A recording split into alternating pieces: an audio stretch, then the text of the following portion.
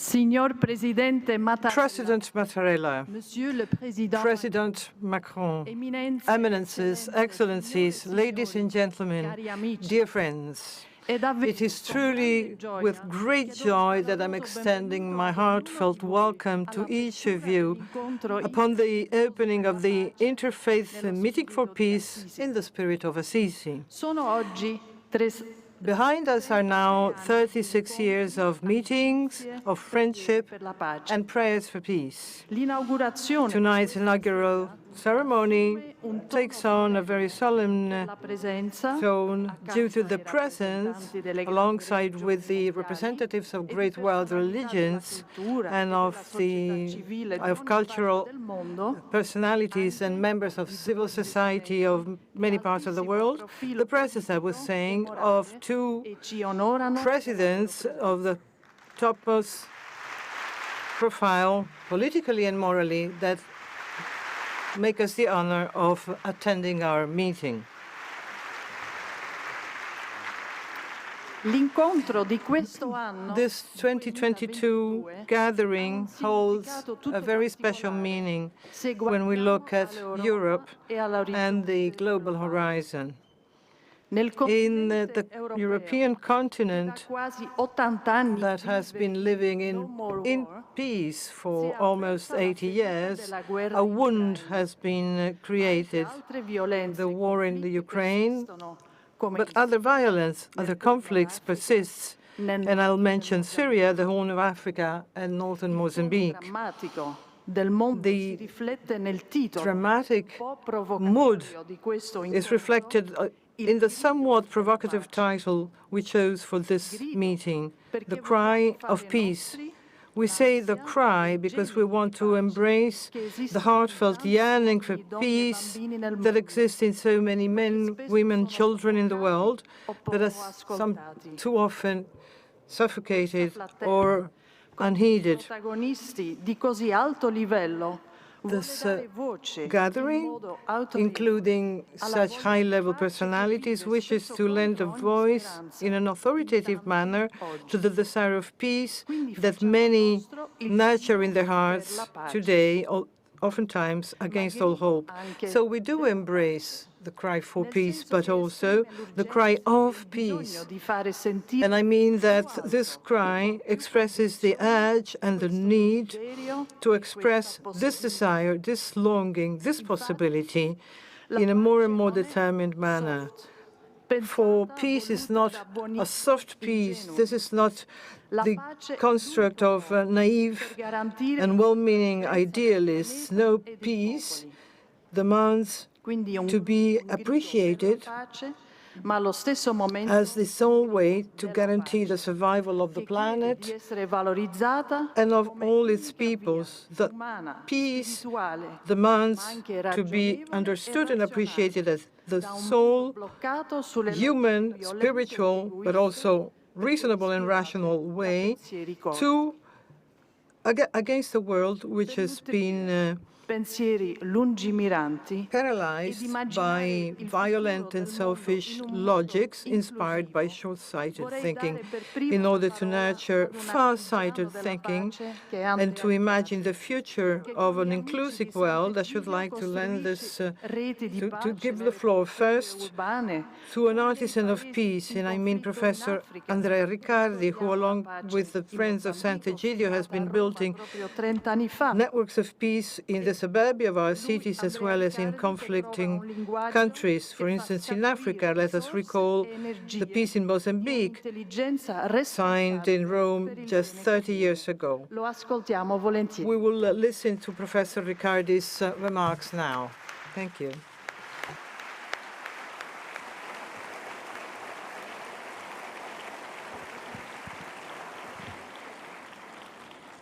Signor Presidente della Repubblica Italiana. Mr. President of the Italian Republic, Mr. President of the French Republic, distinguished leaders of world religions, my very dear friends. Come già è stato detto, as has already been pointed out, leader we have a gathering in Rome of leaders and believers from different religions, as well as lay humanists. This meeting is not taking place in a closed lab, but it is taking place before the scenarios of the world characterized by war and conflicts. War is back onto European soil with the Russian invasion of war-torn Ukraine, and as yet we cannot see a way out. After all, this global world of ours, because of its very structure, because of the plurality of players, because of the power of arms, is such that wars become endless, as has been the case in Syria, where we have some young people who in their lifetime have only witnessed war. We must heed the cry for peace, which is rising up from different regions in the world. However, in these few days, we shall also be experiencing prayer and spirituality. Prayer goes hand in hand with the cry of anyone who suffers because of war and poverty. In any such cry, there is the request for a more human future. Now, today's meeting is the end result of a long path, which I would like to briefly describe. We come from afar as the community of Sant'Egidio, which was established in 1968 with the participation of the young, of the poor, of outcasts. We are friends bound together by dialogue. We come from a great century, the 20th century, which was also a century characterized by terrible conflicts. So there is hectic forgetfulness, which, however, we never accommodated.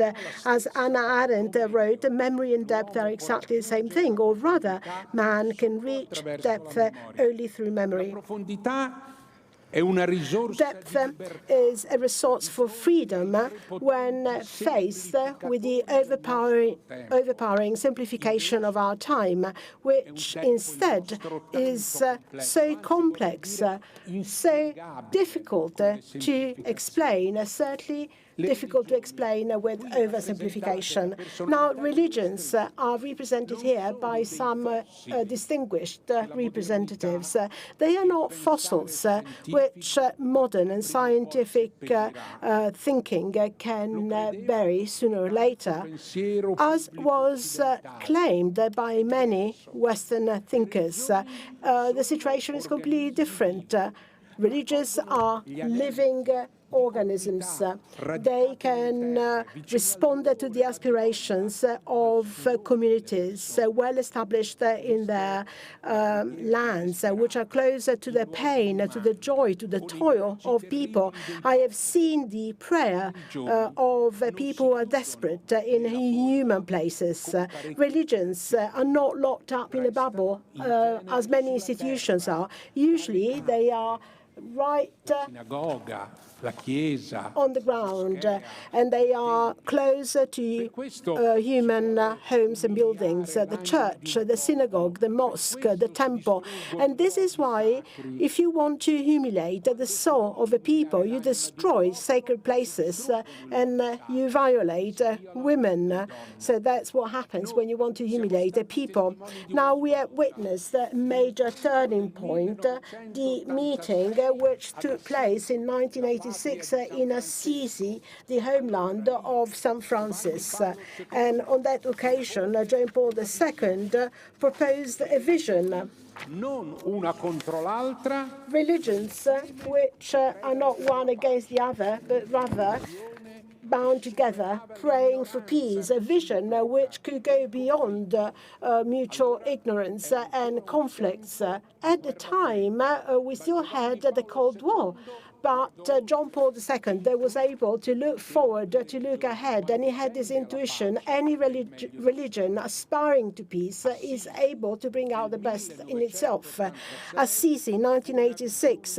Well, we truly had an inspiring vision then, a message which paved the way for globalization in the perspective of a common destiny, albeit in diversity.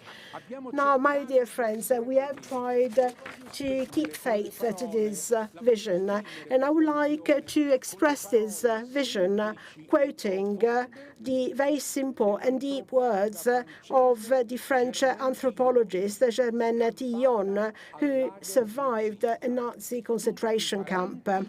We're all kin, we're all different.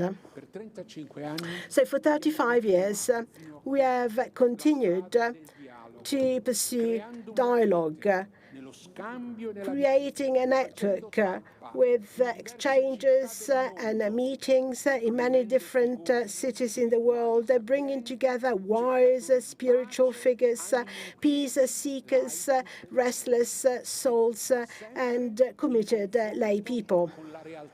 We have always tried to keep in mind the historical, human, and political reality. Dialogue always is rooted in a concrete and practical history. Now, words are important, but facts are just as important. For example, finally, we had peace in Mozambique after a war with the death toll of 1 million of victims, and this peace was negotiated 30 years ago, in 1992, in Rome, in Sant'Egidio. The fall of the war, globalization, turned a new page, opened up a new season where the hope was to be able to realize our aspirations. Economics, finance, the media was being unified, inaugurating a new global era. However, what we failed to do was to negotiate with the prevailing globalization. And more often than not, it was believed that globalization was providential. Now, religions are the original globalizers, to quote Miroslav Volf. They invoke universal values. They believe that there is one single human family. Globalization is a major opportunity, even today, for anyone seeking dialogue. However, it does require a lot of hard work. Now, we firmly share what you, Mr. President Macron, said to the Bernardin in 2018. There's nothing more urgent today than a growing mutual knowledge amongst peoples, cultures, and religions. And indeed, the new global giant needs a soul which can only grow if there is a dialogue, if there is friendship, if there is prayer. A disciple of Rabbi Akiva wondered, who is truly wise? And the answer was, anyone who is able to learn from all men. So dialogue and listening are the fundamental structure of religions. A dialogue with God, with sacred texts, but a dialogue also with women and men. To quote a Russian poet of Ukrainian origins, Evtushenko, there are no men on earth who are not interesting. There are no men on earth who are not interesting. And Pope Francis, a few years back, visiting Sant'Egidio, voiced his concern. Without dialogue, the world stifles. Some religious communities, however, have separated themselves from history with their self-sufficiency. And after all, we are very much aware of the fact that religions sometimes tread their path very cautiously. There are some religious sectors which have chosen to sacralize nations. Others, unfortunately, have lost their soul, embracing violence, terrorism, moving away from religion, even though they claimed to be the one and only an authentic religion. And this is a tragedy for all. Distinguished presidents, religious leaders, and my dear friends, the global world has brought peace, but it has also produced much war. We no longer have the generation who experienced the Second World War and the Shoah in a world which is prey to forgetfulness. Over the years, we have grown used to the idea that war is a natural part of history. And we are frittering away a legacy of tensions which we inherited from the 20th century. Giorgio Lapira,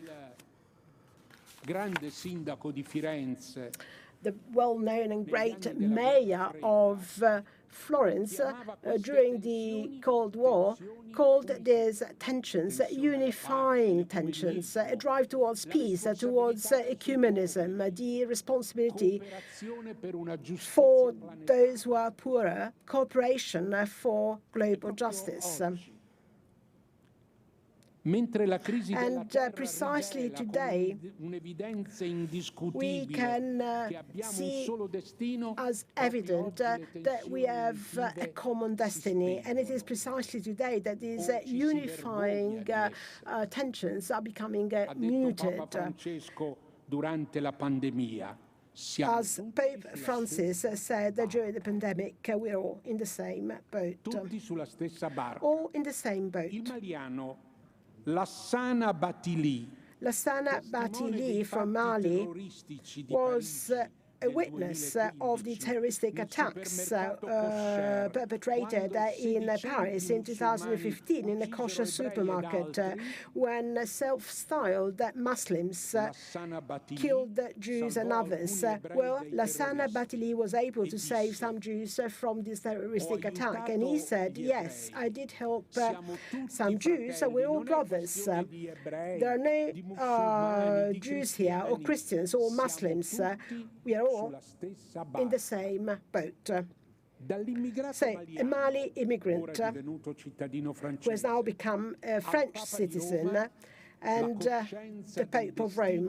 Well, we can see the same awareness of a common destiny, a common fate, which is pervasive in religions and amongst peoples. In this awareness, we can find the resources which can drive an alternative imagination. Let's not overlook the importance of imagination. Politics need imagination. We need an alternative imagination which can outline a vision for peace which may overcome discouragement and resignation. If we do not have this alternative imagination, then we shall be prisoners of a hopeless present. We shall always be oppressed by others and by their initiative, especially if they are overpowering and violent. Is this a utopia? Is this a mere dream? Well, imagination is a vision which is open to all. Let me say that realistic politics requires a broad vision which can guide it. We cannot engage in realistic politics unless we have this very broad vision. Otherwise, we would be mean-spirited. Hope starts by rejecting a facile interpretation of the present, which does not look beyond. We need to look forward, to look beyond. True realism requires a vision. And you, Mr. President Mattarella, recently said in Assisi some very important words. We do not cave in to the logical war which tests the reason and the life of people and which causes an intolerable escalation of death and devastation. We will not give in to the logic of war.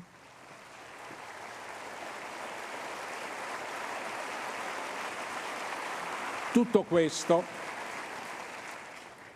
questo, però non è così. However, this is not also obvious or evident. Anyone who is replete or sated, as is often the case in our society, do not know how to dream. Anyone who is fearful will be afraid of visions.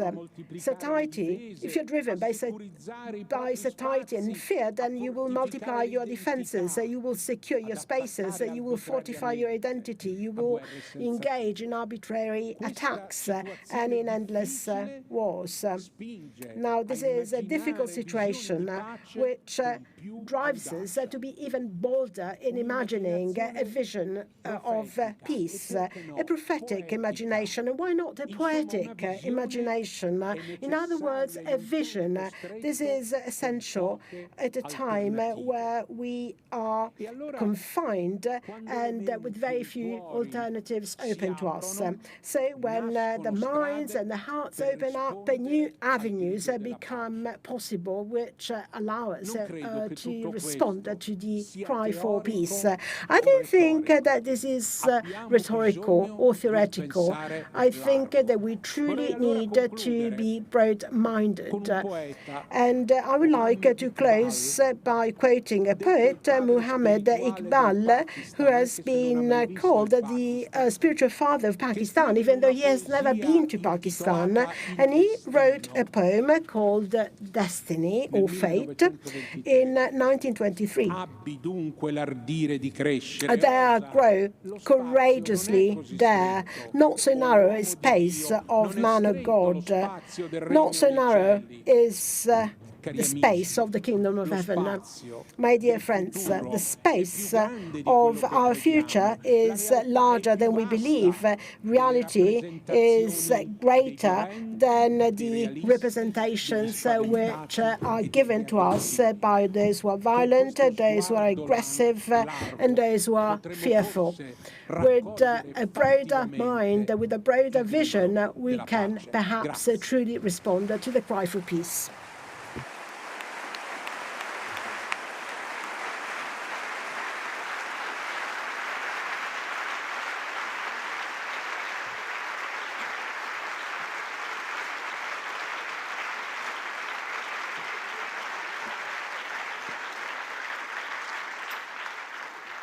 Thank you from the bottom of my heart, Professor Riccardi, and a heartfelt thank to Mr. Marco Impagliazzo, the president of the Sant'Egidio community, along with all of the friends who have been working at preparing this meeting today.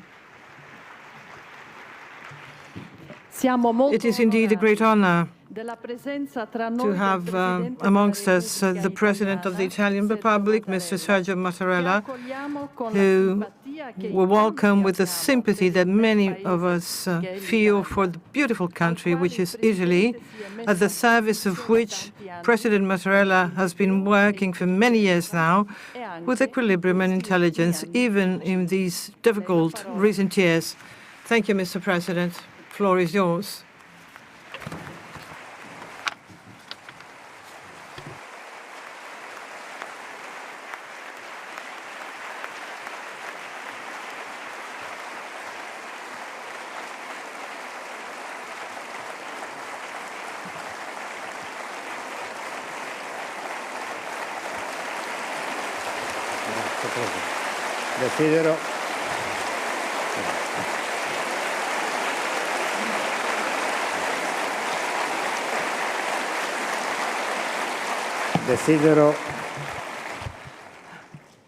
I wish to thank President Marco Impagliazzo for inviting me to this meeting, which is so significant. I wish to extend the most heartfelt greetings to the President of the French Republic, Mr. Emmanuel Macron, who is a guest of this event.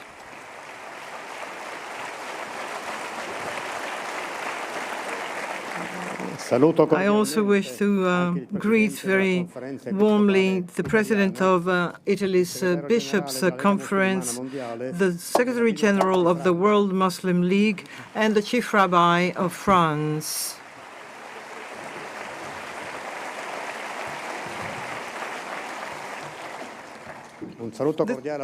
My heartfelt greetings to all of you here and welcome to Rome. This meeting is taking place at a time that calls upon all of us to live up to a very taxing challenge.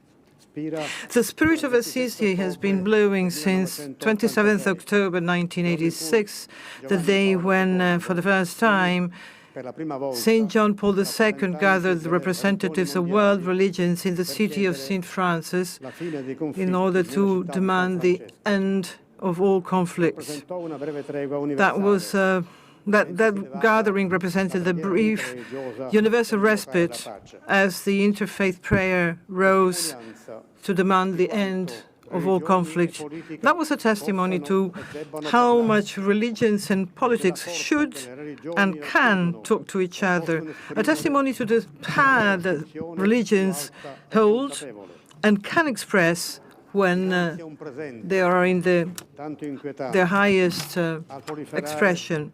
Now, faced with this disturbing present, the proliferation of conflicts in so many parts of the world, faced with a war that is spilling blood in Europe yet again, one would be led to think that mankind is unable to learn from its errors, that it has lost its collective memory, which ought to guide us and prevent us from making the same tragic errors all over again. The prayer of Assisi was a seed willingly, deliberately sown by religious leaders faced with the aggression against the good of life, the rights of the persons, every person to live in peace. That was a vigorous expression of their liberties and their abilities, as Professor Riccardi said a moment ago, the ability to respond to the aspirations of communities that are deeply rooted in their respective lands,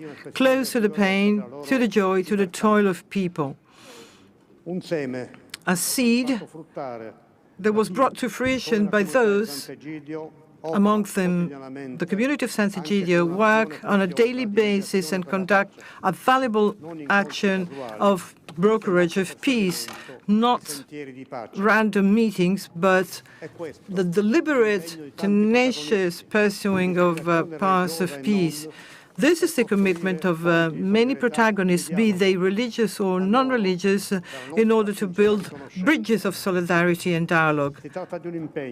We offer them our sincere gratitude. This commitment demands a contribution from each of us so that the cry of peace may be spread and heard with renewed strength. And this is the reason that we are gathered today here from many parts of the world. It's always the same challenge to give rise to paths of peace with perseverance by way of a collective commitment by the international community to prize dialogue, negotiation, and diplomacy over the use of weapons.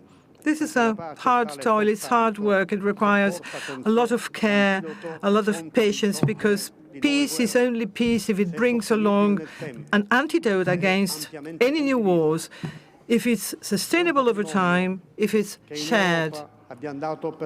This is a legacy that we have given for granted here in Europe, and today we're dramatically, tragically reminded of how fragile it is indeed. Peace is a process, it's not a moment in history. Peace needs boldness, determination, political will, and commitment by individuals. The work of religions and their leaders in this direction is crucial. Starting from this call, men and women are sons and daughters of the same heaven. And this holds true for mutual respect among the various communities of believers, for the respect of the dignity of each and every individual, each and every people. So therefore, if religions, as His Holiness Pope Francis recalled, if religions indeed are part of the solution in view of a more harmonious cohabitation and coexistence, with the assertion of the holy value of brotherhood, it is the value of solidarity that should inspire the international order. And it was the persuasion of the great Imam of Al-Azhar in Cairo, Ahmed al-Tayyib, when he reiterated that peace amongst peoples is the fruit of peace amongst religions, and religious brotherhood is the engine, the driver of universal human brotherhood. Those words represent crucial step forwards. There is no such thing as a holy war. There must be instead a holy peace. A holy peace in order to truly serve mankind and its future. Disorder engenders disorder. Wars have a multiplying, a domino effect, where wars are contagious. But as Haïm Corsia, the great rabbi of France, has written, we need to reinvent the dawn.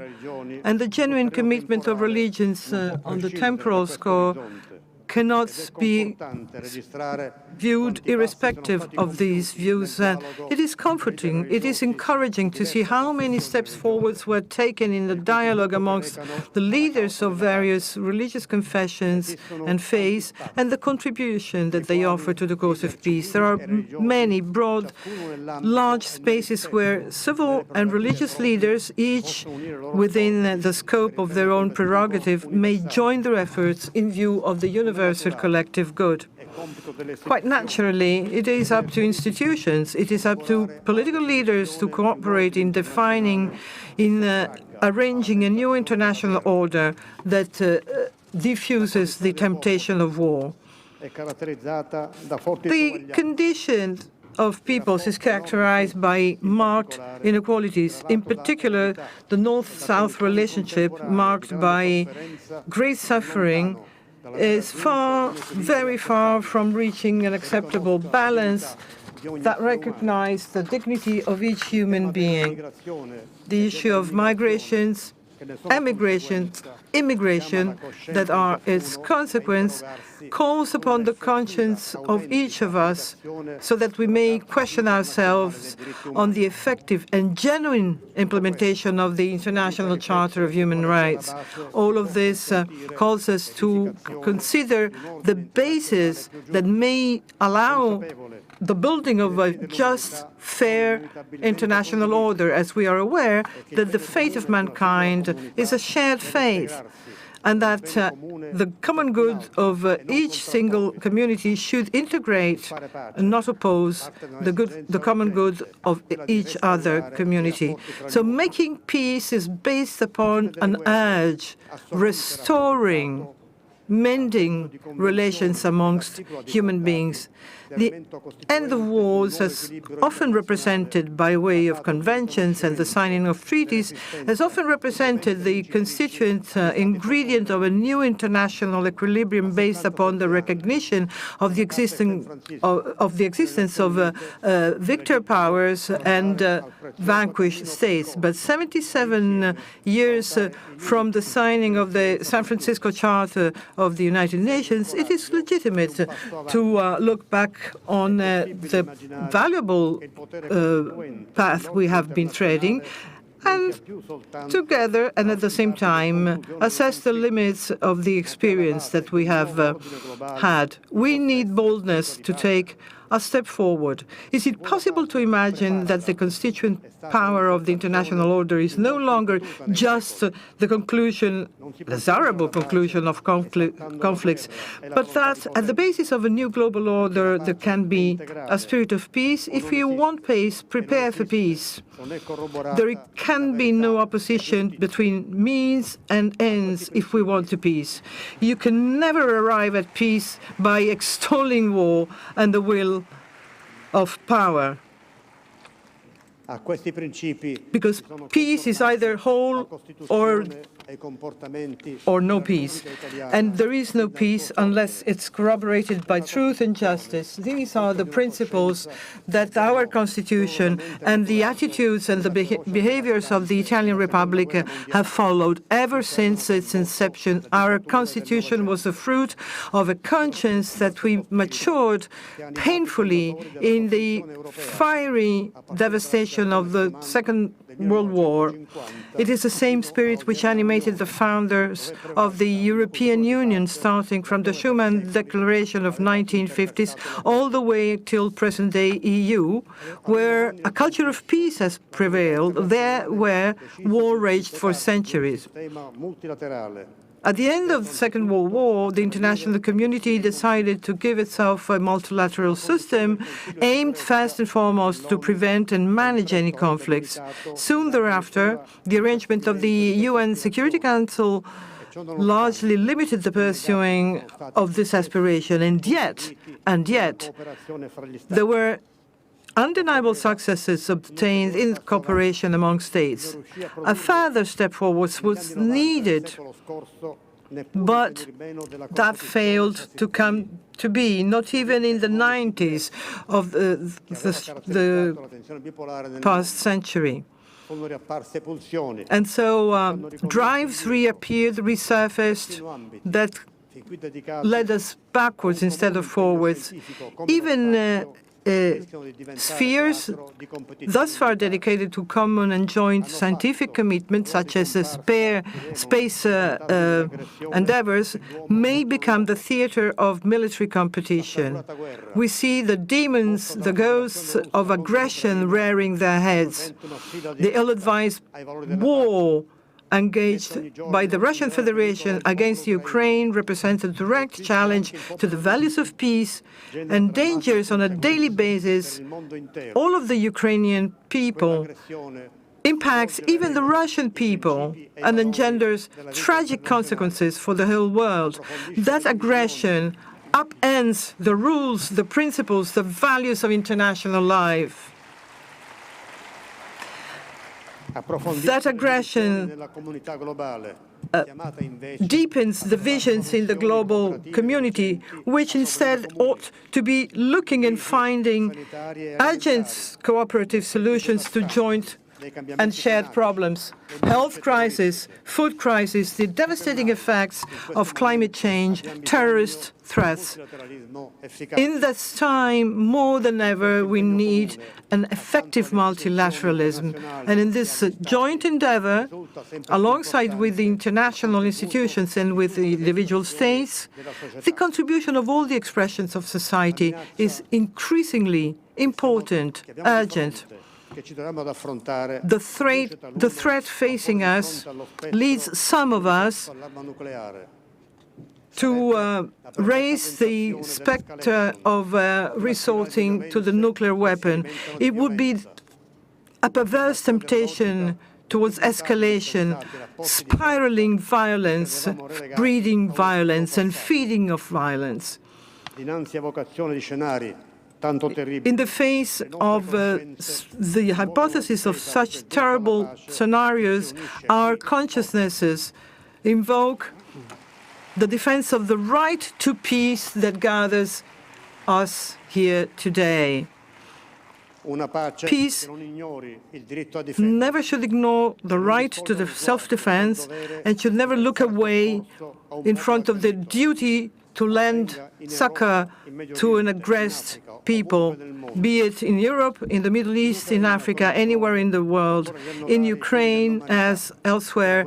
We need to tie back up the threads of mankind that have been torn by war, lives, families, human and social bonds.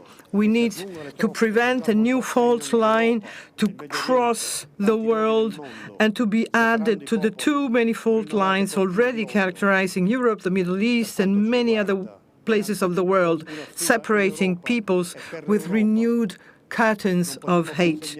As far as we are concerned, this is first and foremost a challenge in Europe and for Europe. We cannot give up to the injustice, the unfairness of de facto situations. We cannot give up or give in to the heart-rending pain of endless wars.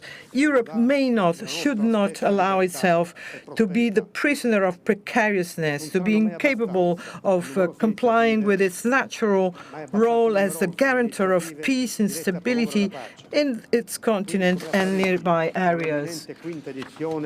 very liberties and prosperities are at stake here.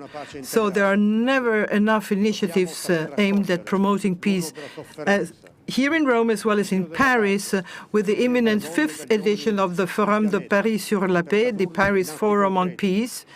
We need to heed the cry of suffering and the cry for peace from men and women of the planet and translate them into concrete act, to translate into reality this shared hope of ours. Thank you.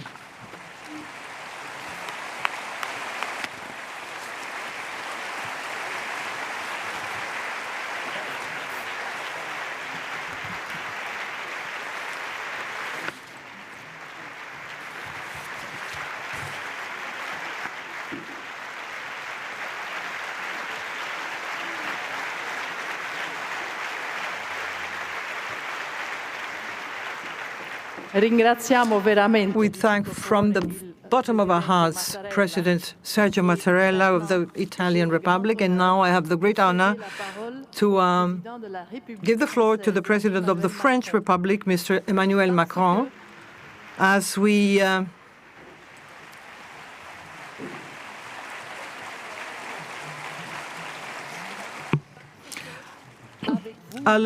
along with you, Mr. President, we too still believe in the important role of France and Europe in the torn world of today, especially if France digs in its culture and its legacy in order to bring back the notion of bridges of understanding that may make our planet more human and more peaceful. Thank you, Mr. President. You have the floor. Messieurs les présidents, Thank you very much. Monsieur le Président, Presidents, my dear Sergio, thank you. Thank you, President. révérend Père et révérende Mère, Mesdames et Eminences, Messieurs les distinguished guests, grands rabbins et rabbins, Reverend Fathers, Mesdames et Messieurs les hauts ladies and représentants de gentlemen, l'islam, chief rabbis, representatives of Islam, Buddhism, Hinduism, ladies and gentlemen, Messieurs les présidents et anciens présidents de la communauté de Sant'Egidio, believers, presidents and former presidents of the community of Sant'Egidio, ladies and gentlemen. honneur d'être parmi vous. First and foremost, I would like to tell you how honored I feel to be here with you Quand today. j'ai été invité et que j'ai accepté l'invitation, At the same time, when I was invited, when I accepted your invitation, I also thought, well, they are inviting the president of a lay republic, which has had sometimes a troubled history with religions. So my thought was, a president is being invited who heads diplomacy, but also the armies of a nuclear power at a time when war is being waged in Europe. It's an odd time to meet and discuss peace. So, Andrea, initially, I was wondering, do they know what they're doing?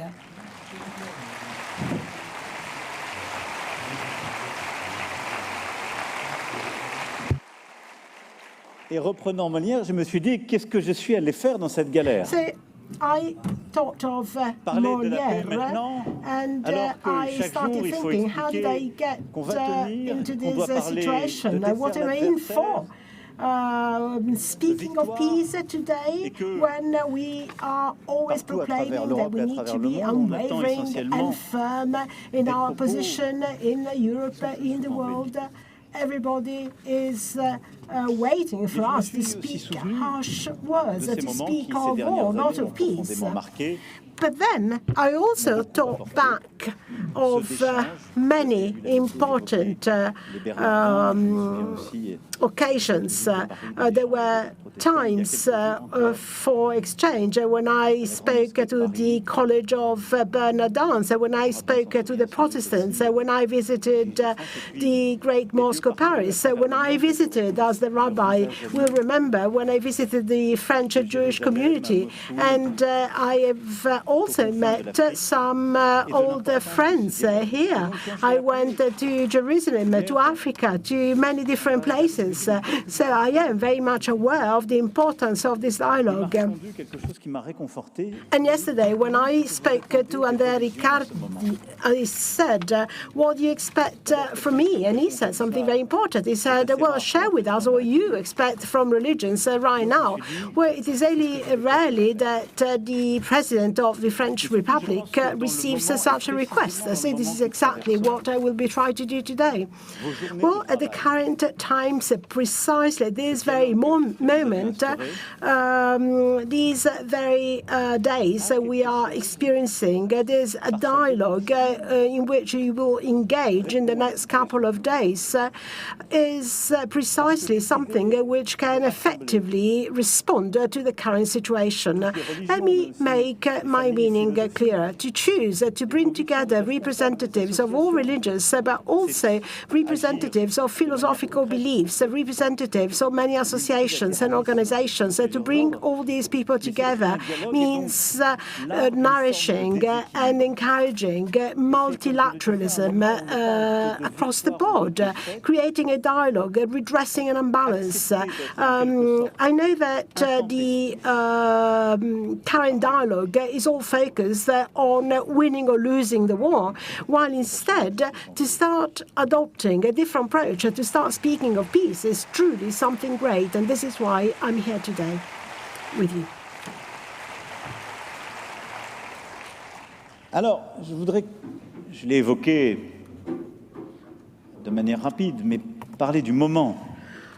Perhaps I said this very quickly, but I do want to rather dwell upon this current time. So to speak of peace today may seem almost unbearable for those who are fighting for their very freedom.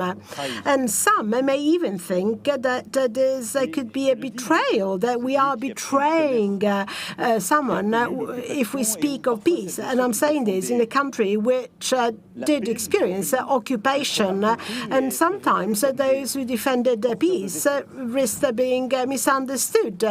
They might have been misinterpreted and perceived as defeatists. But let's not forget peace. Let's not accept that risk fall prey to Russian power. La consécration de la loi du plus The fort. Russians have gone against peace, and peace cannot be the law of might is right. We need to adopt a different approach. So let us speak of peace. Let us speak of this cry for peace.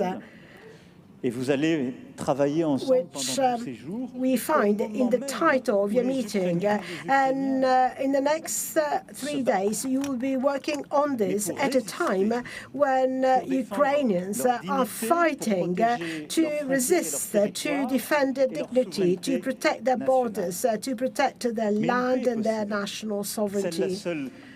However, peace is possible. The peace that they will decide when they decide, and which will safeguard their rights as a sovereign people. Alors oui, nous parlons dans ce contexte. So yes, it is certainly true. Avec vous, je voulais essayer. In this context, we can reflect and discuss together, we can talk of peace, but let's try and think together. Why are we so troubled by this war in Ukraine? Well, as was said by President Mattarella just now, this is a war which is being fought on European soil. We believed that we had done with war altogether in Europe. And also, this is a war with the participation of nuclear power. Nothing can justify this war. Nothing can explain this war.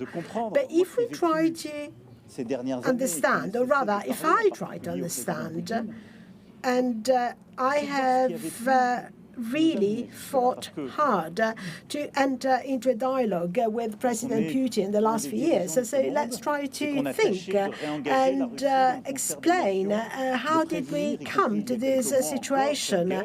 After all, we did try to involve Russia in the Society of Nations.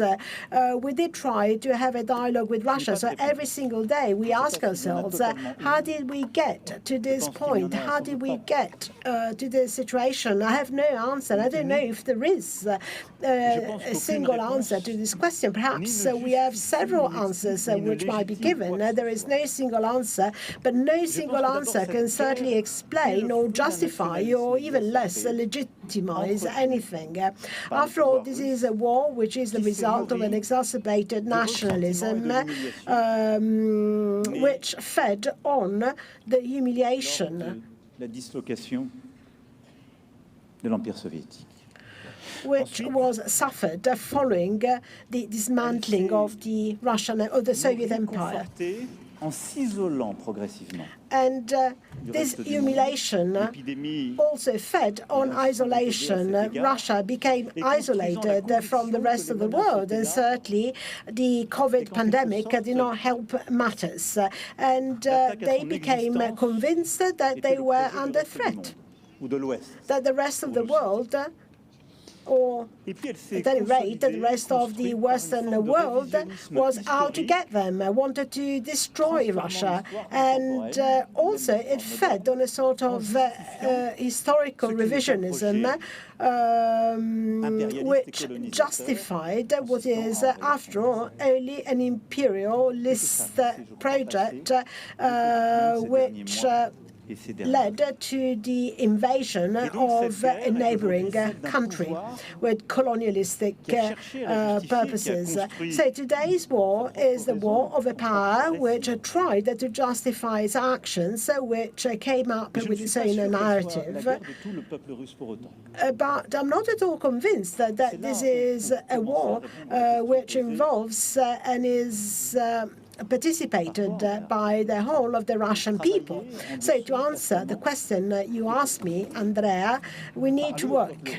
We need to work in a subtle, muted way. We need to speak to the Russian people. We need to address Russian souls and consciences, because I'm sure that not the whole of the Russian people believes in this war. And then, of course, we decided in favor of sanctions against Russia, as has been the case in the past as well. We decided to express our solidarity and our assistance to the Ukrainian people without, however, intervening actively in this war, because we want the Ukrainian people to choose peace, to choose the right time and the right terms and conditions for this peace.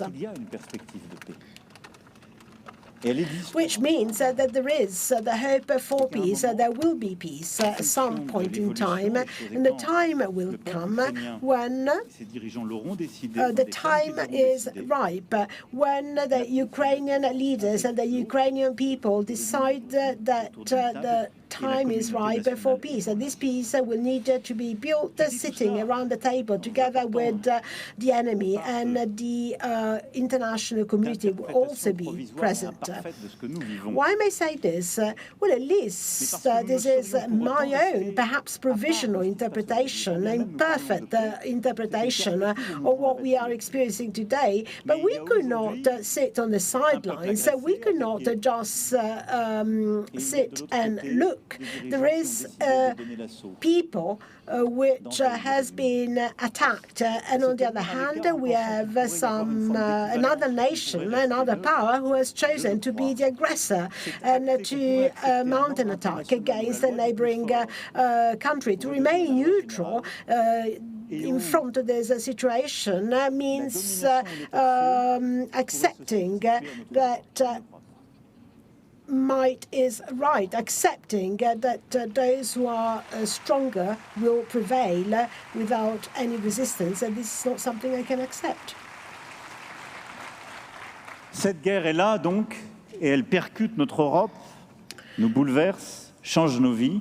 This war is here, it does disrupt our lives. It is deeply disquieting, but we must not forget other wars.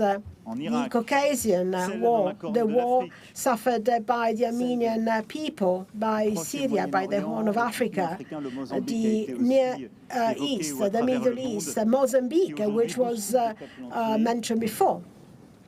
Wars which are ravaging the lives of peoples who are reduced to misery and displacement.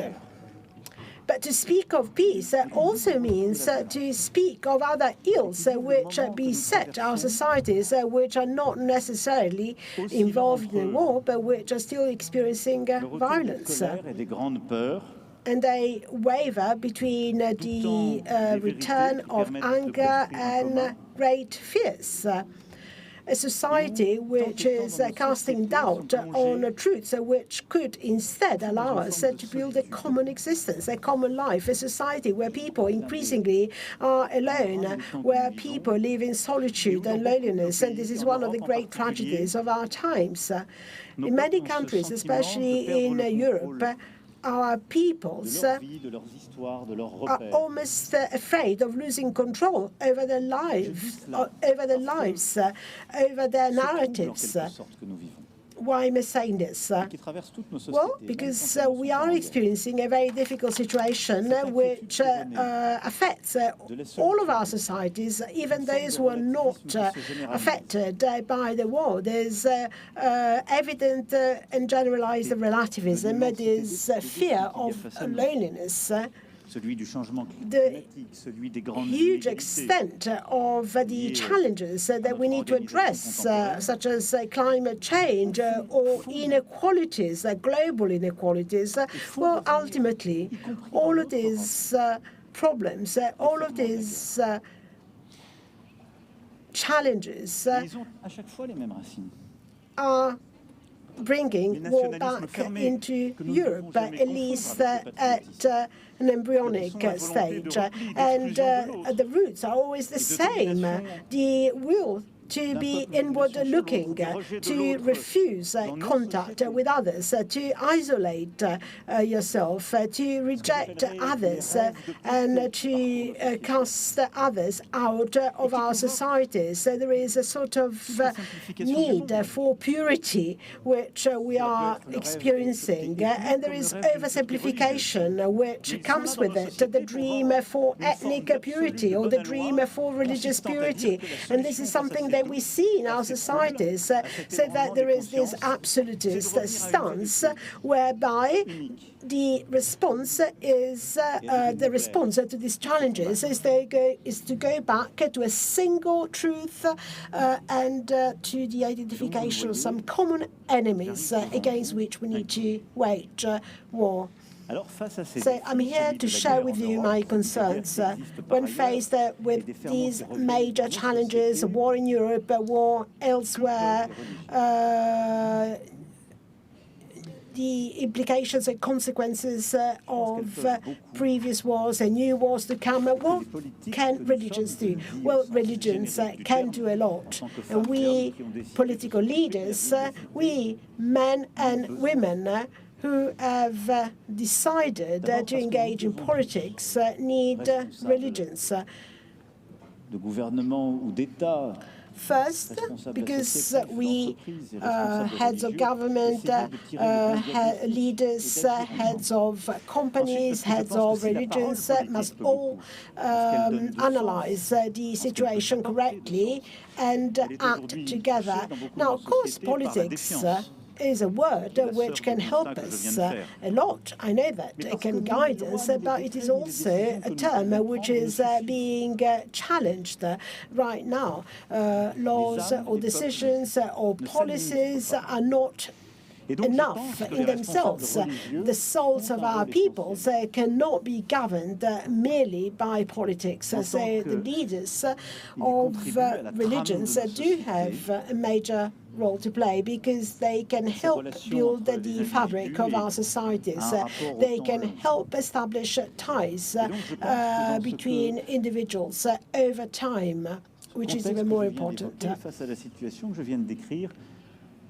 So, we have just outlined the current context. We have just described the current situation where we find ourselves, and this shows very clearly how essential your role is. When I spoke to the Bernardin, I said I spoke about this gift of wisdom and freedom that you bear with you, and which is so precious, so valuable. This is what we expect from religions. Les religions et les responsables religieux religions as well as religious leaders also can resist the folly of our times. And when I speak of resistance, what exactly do I mean? Well, in my view, resistance means never justifying, never à asservir ou à nier falling in a trap, never supporting a political project which denies the dignity of human beings. And this is why resistance is so crucial, so essential, because this risk does exist. And all this that I'm saying does happen.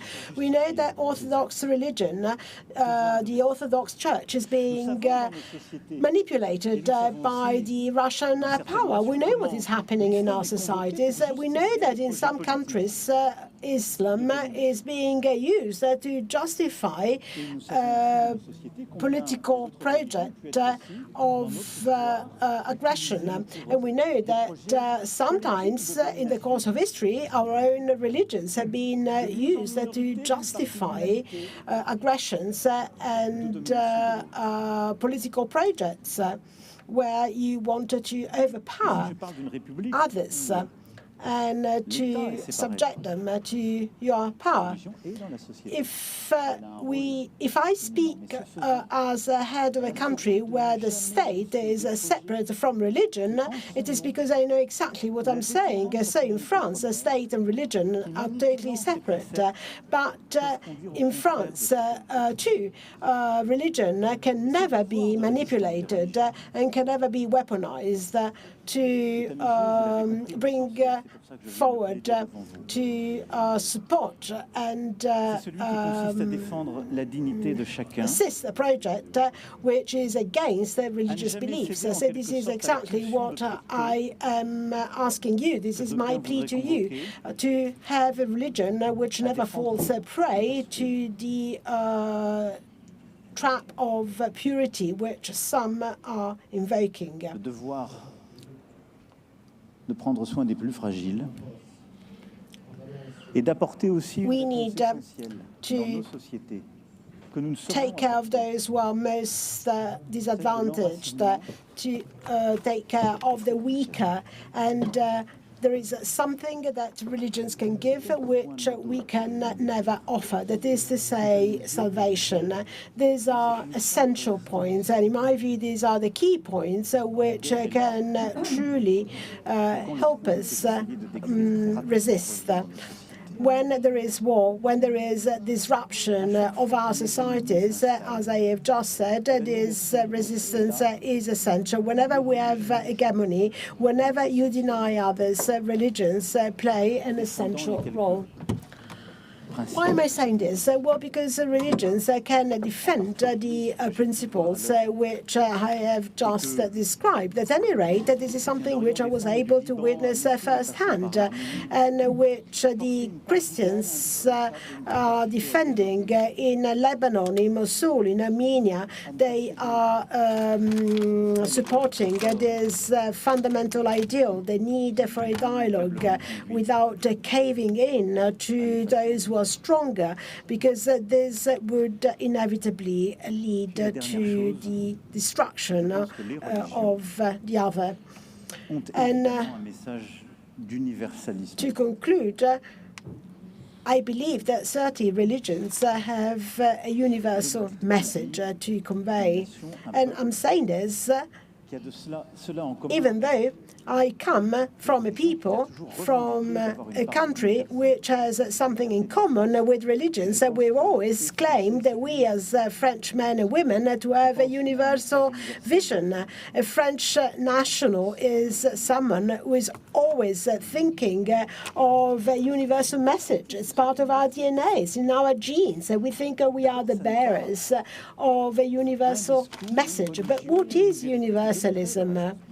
Well, it is not a discourse or a truth which prevails over something else. It is not hegemony. It is not a dialogue with ourselves either.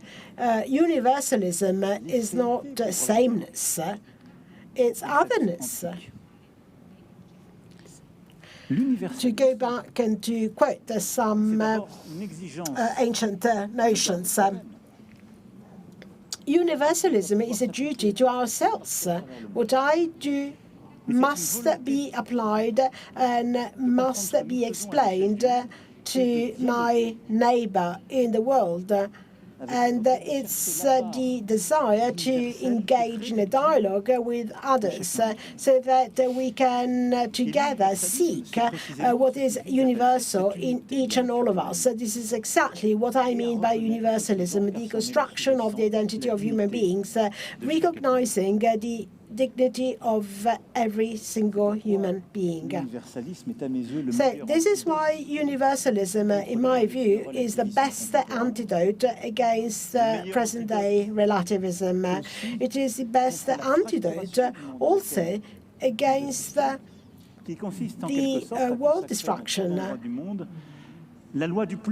world which is becoming increasingly fragmented, where the strong prevail and where principles are frozen in a sort of regionalism. We see this in Latin America or Africa or elsewhere. There are voices rising who are against the equality between men and women, for example, saying that this is a Western principle. Anything that you defend, oh no, this is a Western principle.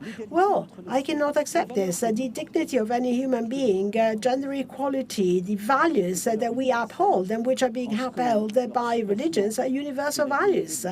Precisely because at the foundation of these values, we have the dignity of every single human being. And these values must be pervasive in societies, and this is only possible if there is unwavering and incessant dialogue between religious and political beliefs.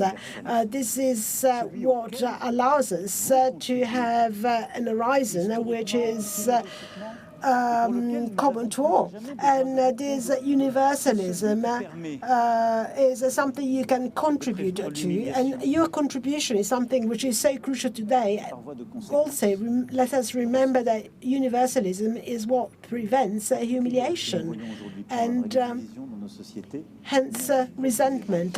All divisions, all clashes in our societies find their root cause in this phenomenon, the humiliation of the most disadvantaged, of the weaker, those who have not been able to come to terms with their own history because we did not help them to do so, perhaps. So if we wanted to respond to this cry for peace, it is not enough to say, take up your arms. Far from it. We must instead try to fight against the humiliation, against the an event which may give rise to resentment. And this is something we can do by embracing universalism. Because if we disrupt, every time that the good order is disrupted, this is what is going to happen. Resentment, humiliation. So we know how to wage this war. As I was preparing this short talk, I found a text which dates back to 1995. 1785. It was Council Project for Peace, and the gist of this message was we cannot have a peace project if it carries the seeds of a new war. And in short, what it says is any peace project, any peace treaty which denies the dignity of my enemy cannot be a treaty for peace. So this is the huge importance of peace. Peace does entail the universalism and requires the universalism which I have just described. This is why we speak of a precarious, unstable or fragile peace. There are warmongers right now. There are those who believe that there is a purer truth than peace. Peace is not pure, ontologically, deeply impure.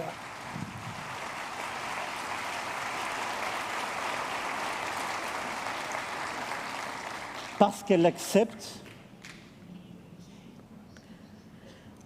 une série And why am I saying this? Well, because d'inconforts,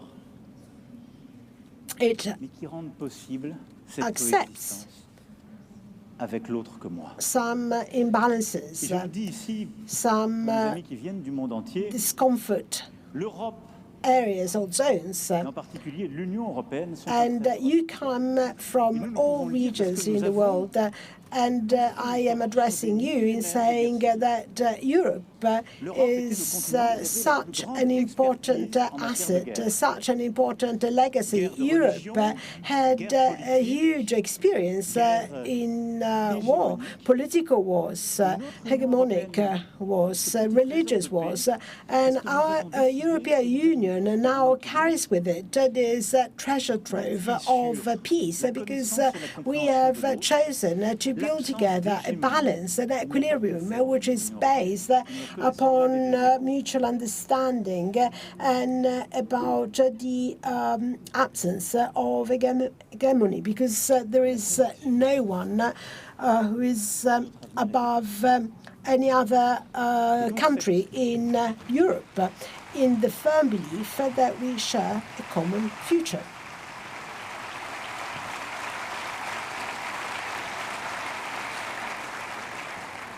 Et je crois que ce message de l'Europe est un message à vocation universelle. So this message about Europe has a universal meaning. This is exactly what we need to find. As President Mattarella and President Riccardi said, we need to find a balance between the north and the south of the world. We need to engage in a new dialogue. We need to find a balance based on respect, on reciprocity, on justice. Pope Paul VI spoke of development, of economic growth as the new language of growth. And this is our project too. This is what we tried to embrace during the pandemic. We want to educate. We wanted to fight against climate change. We want to fight against economic inequalities. We do need to rebalance the world if we want peace. And we need to be just as unwavering as we were in Europe when we decided to put an end to our civil wars. This is something that we need to do together on our planet in order to seek greater justice and greater respect for others. It is the only way to go to peace. So there are so many projects in the field of education, the field of fighting climate change, but it is all the more essential to invest, show showing solidarity in our investments, and this is why we need you, and your role is going to be crucial in this. Now, I'm not going to take up any more of your time. I have tried to give you an address which was perhaps imperfect and incomplete. I'm fully aware of this, but you have given me this opportunity at such a grave and serious time for our continent and for us all in the world. So I did want to come here to say to you that there is a humanistic project which is possible, and it is a project which needs to be redesigned. And here, religions, the great religious families of the world, they have a crucial role to play. There's a project that will be based upon mutual respect, upon justice, upon mutual recognition, and it will be based on courage. So let me close by mentioning an age-old value. If you desire peace, and if you want to preserve peace, and if you want to retrieve peace and restore peace, this requires a lot of courage. And I know that we do need some courageous men and women who can do this. We need the courage of imagination, as Andrea very rightly said. To imagine peace at a time of war is almost inconceivable. But we also need to have the courage to preserve peace and to obtain peace as soon as peace is possible. You need the courage not to be complacent, because peace is not pure. If you build peace, you must constantly accept the other's vision. I don't know whether we need a cry for peace, but there is something I'm sure about. We do need steadfast daily work, which is so valuable, and we need so much courage to do this. I know that this courage is there, so we need to have the courage to build peace and live on the frontier of peace always.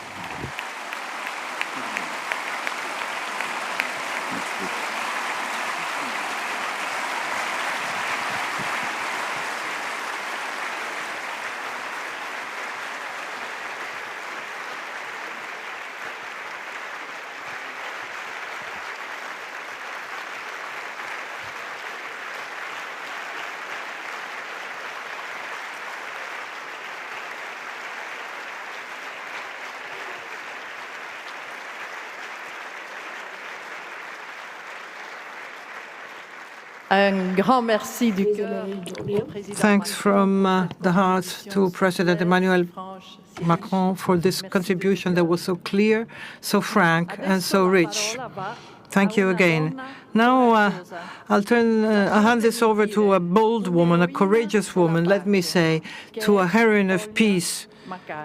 It's Olia Makar. Olia lives Olia lives in Ukraine with her family, but she has not lost hope for peace. And she's kept close to the community of Sant'Egidio on a daily basis, especially those who are in need, especially the elderly and the displaced people. Olia, you have the floor, and thank you. Dear ladies and gentlemen, it is such an honor to speak to you today. Just like millions of other Ukrainians, on 24th February, I woke to the sound of explosions not far from home. What we thought of as impossible was happening. What seemed to happen only in places far away, not in our city. The Russian army had invaded Ukraine and war had begun. In that moment, our life changed forever. I took my two little children, my mother, and we fled from Kyiv towards west. My friends, my husband stayed back in Kyiv. They spent their nights in the underground stations and shelters. The house of the Youth for Peace movement of Sant'Egidio in Kyiv was struck by a missile while 8 people were sheltered there. It was a miracle that they were unharmed. In these months, we have had many horrific stories. They touch us intimately. Our relatives, the people we know, are in the army, in the front line. Others live in the cities that have been struck, occupied. Some are wounded, others have been killed. Some were taken prisoners or are missing. Grief has become normal. We wake up in the morning and we check what was blown up during the night. Then the air raid warning sirens go off, and we take shelter in the inner corridors in our apartments or in the underground shelters. We have stockpiled water and food. At supper, we discuss how to prepare for a possible nuclear explosion. An uncle of mine lives in the area of Kharkiv, in the city of Izum. With his family, he lay hidden for weeks in the cellar of his home while there were firings in the streets. His little granddaughter asked him, "Grandpa, bring me some tea, please." He left the cellar and went upstairs. In those few minutes, a missile struck the building, and all his family died. His wife, his daughter, his son-in-law, and 3 grandchildren. 52 people died there. My uncle survived, but it took him 4 hours to get out from under the rubble. "I do not know how I can live now. I do not know what to do," he says. That question, "How can I live now?" is the question every Ukrainian asks him or herself. In those first days of war, when I felt my life was broken, I found an answer. Our houses are destroyed. Our cities are in ruins. But our love, our solidarity, our ability to help others, our dreams cannot be destroyed.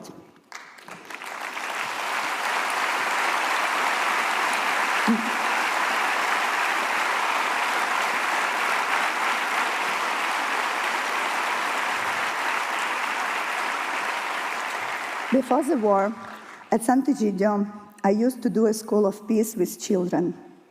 In spring 2021, we went for a picnic to a park in Irpin with children.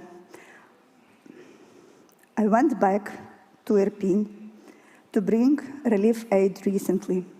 The city has been through a lot. The houses and schools were destroyed. People on the streets tell you about how they lost their loved ones. But in Irpin, we started a school of peace. For many children, it has become the first place where they can laugh again, where they play, where they find new friends. Many found an answer to war in helping others.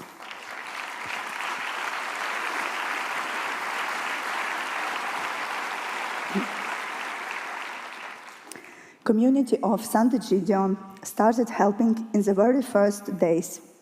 We distributed food on the streets to the homeless, even when Kyiv was under attack, when the streets were dangerous.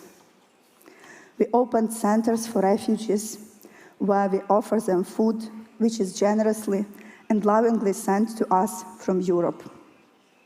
Step by step, heart after heart, we rebuild that peace that was broken. We resist to war, and we need peace. We need peace and justice. We cry for peace. We dream of it. One day, this war will be over, and that day will bring new birth to everyone. Today, all of us, each of us with the little strength he or she has, we want to make that day closer. I am grateful to each of you for seeking ways to restore peace in Ukraine, to put an end to this horrific war, and to save the people who suffer. Thank you.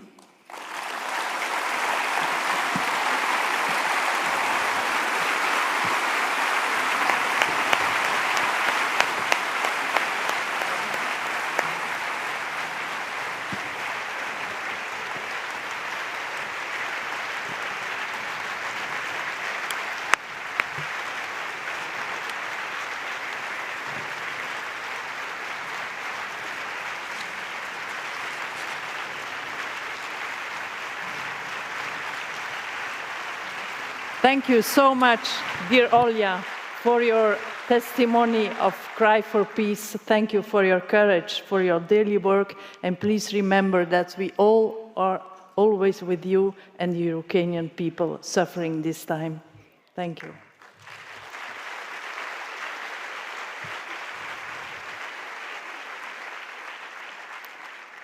In questa inaugurazione, On this inaugural day, we have the pleasure of listening to the authoritative and friendly voice of the Cardinal of Bologna and the President of the Italian Bishops' Conference, Matteo Zuppi.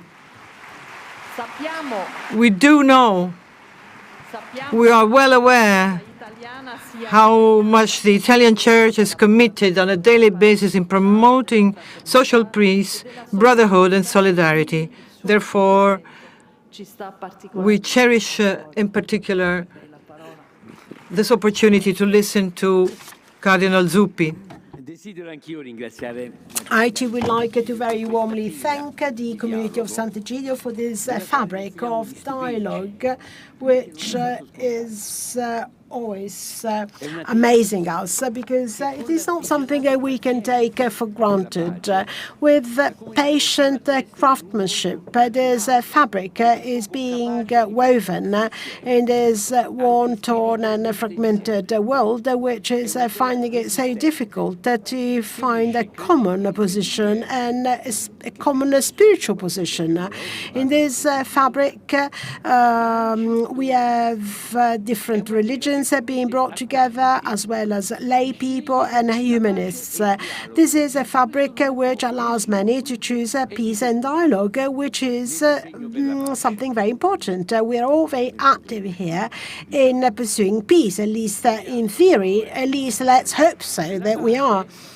Peace is too important an objective to be entrusted in the hands of only a few. It is something which concerns us all, and this is how we can bring together once again this beautiful design which is destroyed by violence and war. And every single thread, every single color can have its own significance, and they are one next to the other. So dialogue is the art of living, and living is the art of dialogue, and dialogue is the art of God. God created us different, not so that we may be enemies or live as islands, but rather so that we may love each other and discover each other, discovering my own and the other's beauty. And every year this fabric being woven by Sant'Egidio acquires new meanings, sometimes tragic meanings. There is a cry for peace because we have been affected by the dramatic cry of those who suffer. We do not want to be remote or insensitive. We are here for all those victims who have left us their last will, their last words, including Olga's uncle, all those who wanted to live, all those who had and still have the right to live. We are here for the tears which have been spent, which have streamed down their cheeks, their faces, and which are found on the face of survivors. We are here to choose peace, to imagine peace, not to accept the law of helplessness. We do not believe that it is all pointless and that there is nothing that can be done. We have understood this very clearly during the pandemic. We know that everything affects us very deeply, very directly. We're all in the same boat, indeed. And the only solution is to become fratelli tutti, to become brothers and sisters. And that's why we want to cry out together. We want to cry out this word without which there cannot be life, peace. Now, we do not want to forget there is something that we need to remember together. There's always memory which needs to be exercised, and this is what is going to be done in the next 2 or 3 days. In order to achieve peace, we must go beyond simply looking for wrongs and rights. And we also want to fight against superficiality and ideological positions. Francis shows very clearly, Pope Francis shows very clearly that we often forget very quickly the lessons of history. And his hope is that at the end of the pandemic, there are no others, there are no more them or they, but rather that we may all become us. After the Second World War, it was clear to all that that the Third World War would be the last. And a few years later, some poets sung, yes, how many times must the cannonballs fly before they are forever banned? How many years must one man have before he can hear people cry? And how many deaths will it take till he knows that too many people have died? When can man learn to live without killing his brothers and sisters? How long do we need to wait? And to be more specific, a response, an answer was sought already after the First World War, when Pope Benedict XV called the war useless slaughter, asking the faithful to speak not for victory but for peace. And he was accused of being a traitor, of being an accomplice to the enemy, if only they had listened to him. And it was not just a generic plea. He was being very specific. He was asking for symmetric disarmament. He was asking for the respect of self-determination for peoples. He hoped for the creation of a League of Nations. Peacemakers are not just well-meaning idealists. They are realists. And Pope Benedict XV was hoping that this League of Nations could do away with doubts and suspicions in a family of peoples where each would have the right to their own independence. He did not betray nations, but rather he wanted to do away with nationalism. So, at that very time, immediately after the First World War, precisely because, lest we forget, he asked to cut down on the huge military spending because he wanted to avert the possible onset of other dreadful and terrible wars in the future. As he said, in 1920, others asked for the abolition of wars, and others instead were inspired by the project to have one common language, Esperanto. And this was not sufficient. Only after the millions of casualties in the Second World War, a decision was made to create finally a united Europe and to create the United Nations.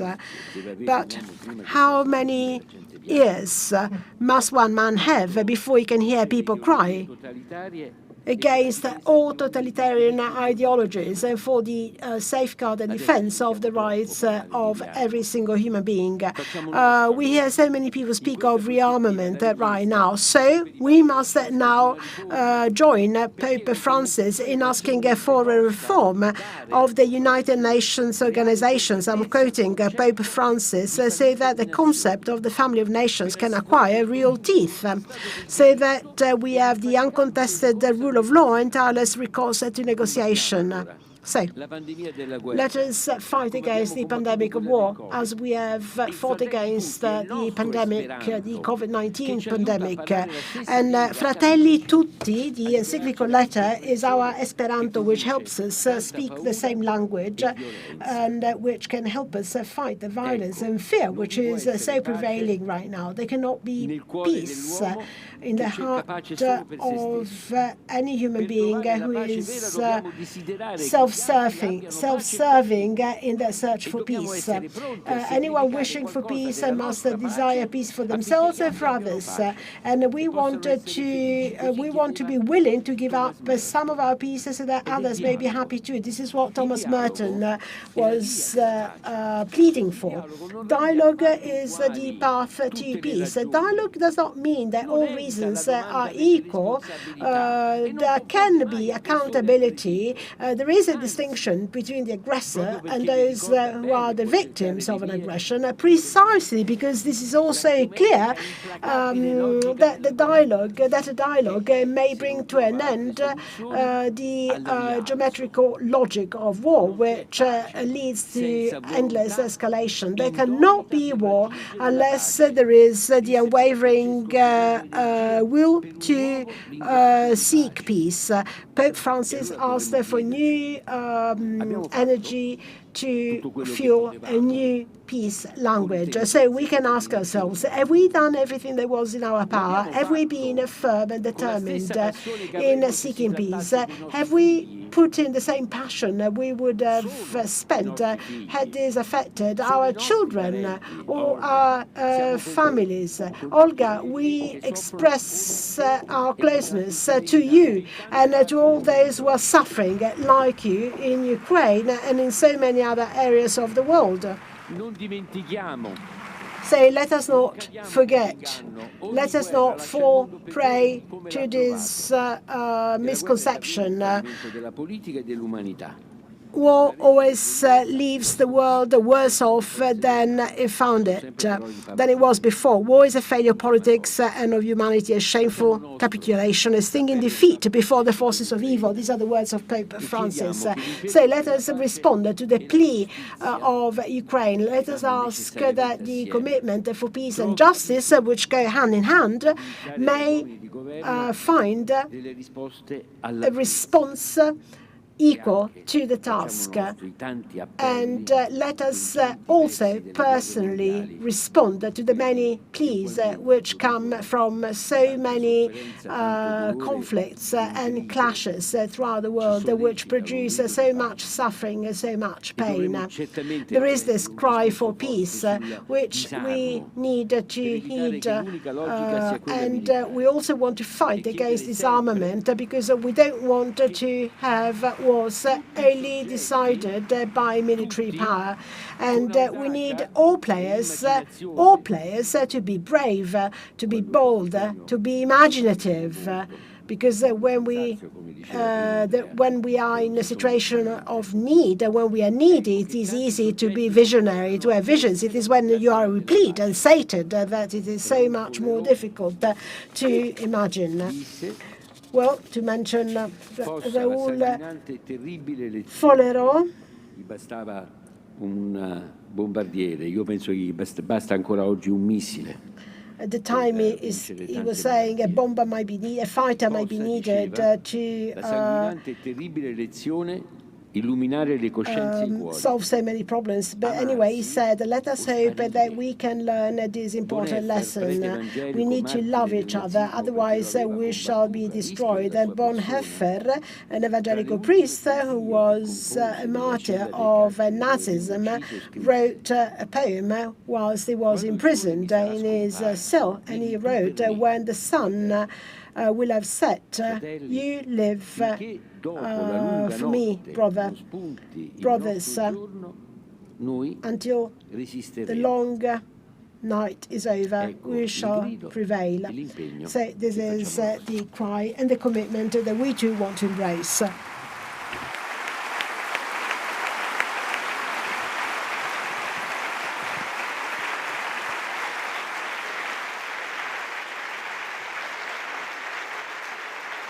Grazie veramente di cuore al Cardinale Zuppi.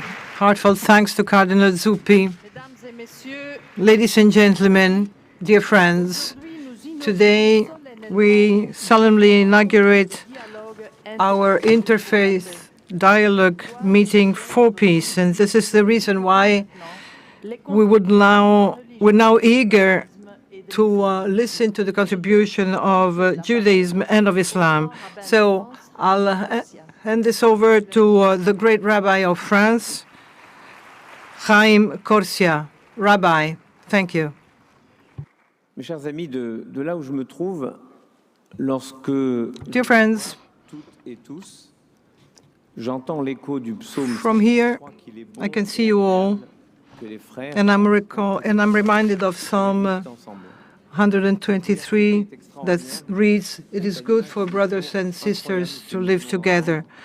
So this extraordinary diversity reflects what we have just heard. Mr. President of the Italian Republic, I wish to thank you for emphasizing the notion of hope, and thank you very much indeed for reading a passage of one of my texts. Thank you also, President Macron, for picking up all of the ideas that I was going to introduce. You have said something very deep with your thought, with your words, with your impetus, with your strength. So we're led to say, beware of peace where we can sit comfortably, because King David in the Psalms tells us, demand peace for Jerusalem. Why does he not say, live in peace? Because peace is only a hope, it's constant quest, it's a horizon, it's a calling. Being in peace means the risk to sit still and do nothing. And the Bible says it clearly. You never say to people, go to peace or in peace. We cannot say go in peace, but only go to peace, as it was said to David. In French, possibly the most precise language in the world, perhaps a bit more precise than Italian. We know that when we say rest in peace, it's something final.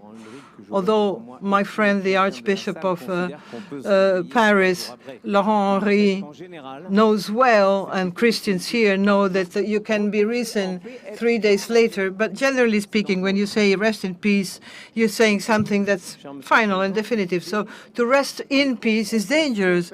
And Mr. President, I did enjoy your thoughts concerning the idea of constant dialogue, because peace is dynamics.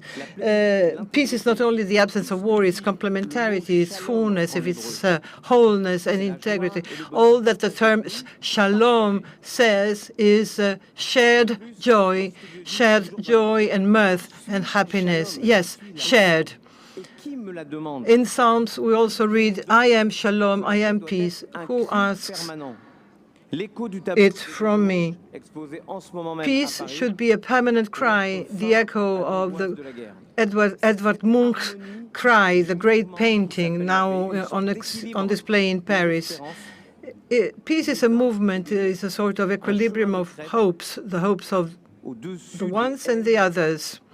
It is a path, it's a journey that is above and beyond hate.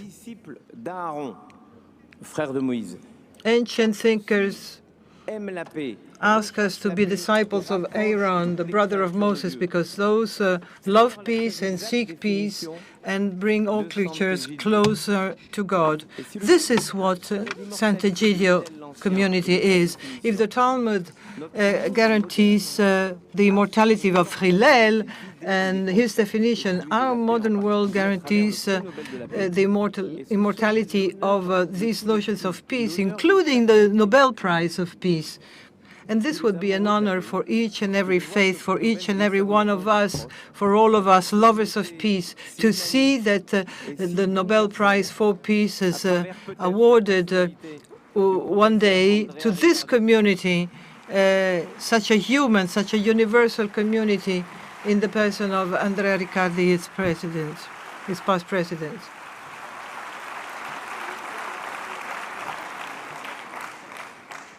Parce qu'au fond, mes chers amis, for ultimately, dear friends, let's go back to the essentials. This is what we all share in all our faiths. In all our faiths, although it's a rabbi telling you, but it's not the only one. Saint Bernard of Clairvaux says the most beautiful prayer is the work of our hands. So Isaiah says, chapter 2, verse 4, that peace is something we need to build. The prophet tells us about peace, saying that the spears and nations will not fight each other anymore.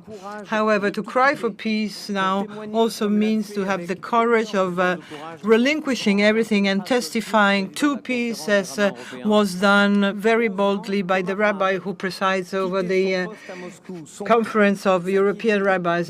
When he said when he decided that, like Abraham, to quit his country, to quit Moscow, in order to announce peace to the whole world without supporting an unfair, unjust war. Mon ami, le recteur de Paris, est en fait my friend, the rector of Paris, and all faiths know full well that the only war that we can and should fight is the war against our drives, our warlike, our belligerent drives.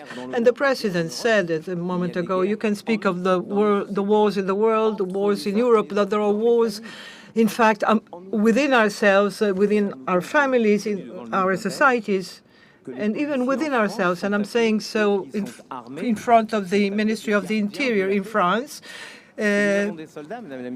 Law enforcers are armed, but they're called the wardens of peace. Our soldiers are called the soldiers of peace, with legitimate force bestowed upon them by the state that will bring peace to the rest of the world, in the name of France, in the name of Europe, in the name of the world, in the name of the United Nations, wherever. Our cries for peace should cover and stifle the howl of war in the world, in Ukraine, in our hearts. Let the roar of war turn into laughter and hope, because there is a time for building, as there has been a time for destroying. There's a time for war today, but there will be a time for peace. Let me conclude by using Guillaume Apollinaire's words. He died in the First World War, but the great poet said, the night will never win over the dawn. Let us live in the morning and be surprised at the evening. This is the hope for peace that I want to transmit to all of you, dear friends. Thank you. Un grand merci au grand rabbin. And to conclude, we want to listen to the contribution. Thank you very much indeed, Mr. Chief Rabbi of France, Chaim Corsia. The voice of the Secretary General of the Muslim World League. E adesso do la parola al segretario generale della Lega Araba mondiale, Sheikh Mohammed bin Abdul Karim Al-Issa.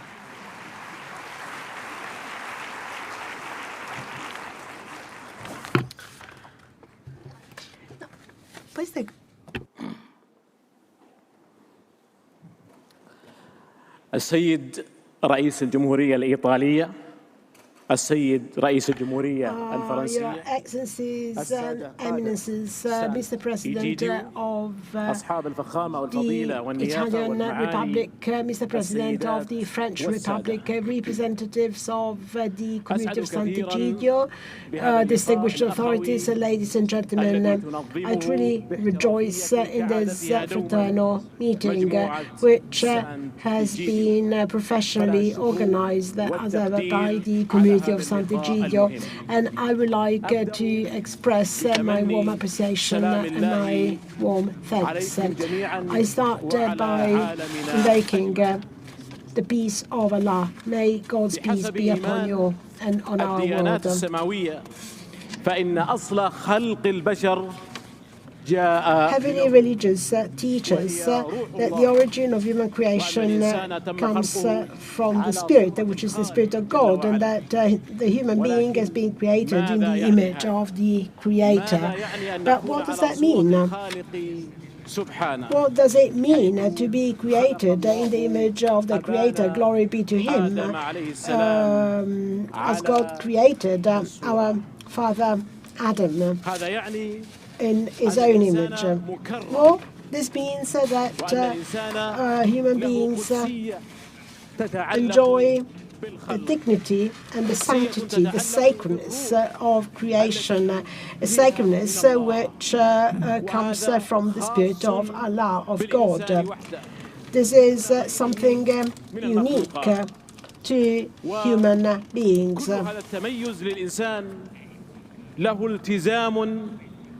And it implies a